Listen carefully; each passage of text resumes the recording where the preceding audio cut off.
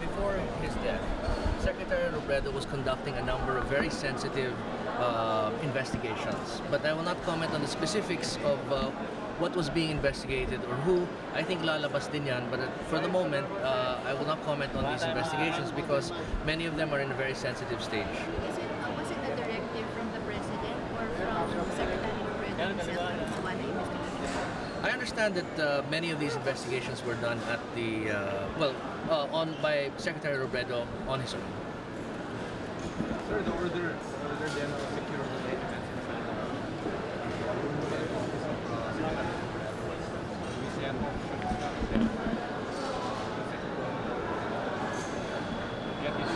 I'm not prepared to comment on that at this point. Is it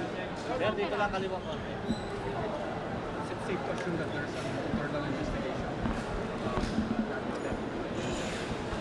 As I said, there were many investigations being conducted by DILG at the time of Secretary Robredo's death, and I'm not in a position to comment on the specifics of any of those investigations.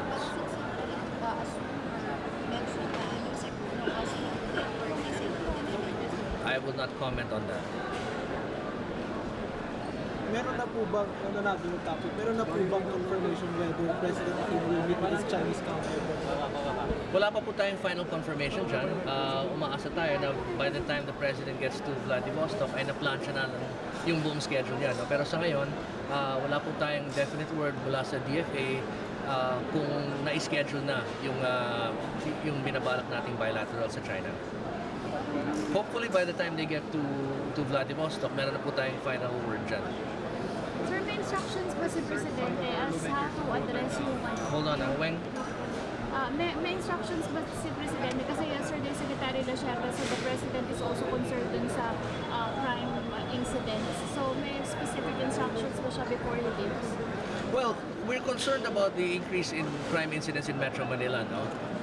And as far as the PNP is concerned, we are procuring additional firearms. Nabanggit rin ni Pangulo ito sa kanyang SONA, no? Na marami sa ating mga kapulisan ay kulang sa armas. So, kinokompleto natin yung proseso para makabili ng armas para sa ating mga pulis. Secretary Lacerda also mentioned higher police visibility. So, we're confident that the PNP NCR PO is on top of the situation. And we do expect an improvement in those crime numbers very soon. When can we expect yung completion ng procurement of firearms? Well, those were mentioned by the President as something very urgent. No? We're hoping that that can happen as soon as possible. Kailangan natin ito para malabanan itong mga krimen na nangyayari dito sa Metro Manila. And again, no, the expectation of Malacanang and the President is that the PNP will take quick and decisive action to address this problem.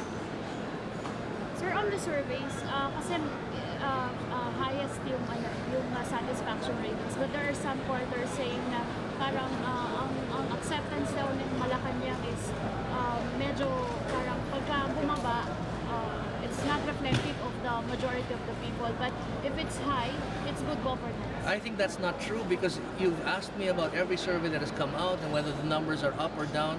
We have never questioned the surveys, at least by the ones who have an established track record. So whether the surveys are up or down, what we've said is that it tells us what the pulse of the people is at a certain moment in time, and we will learn from that. Now, in this case, the survey numbers are looking very good. They're a record high, and we believe this is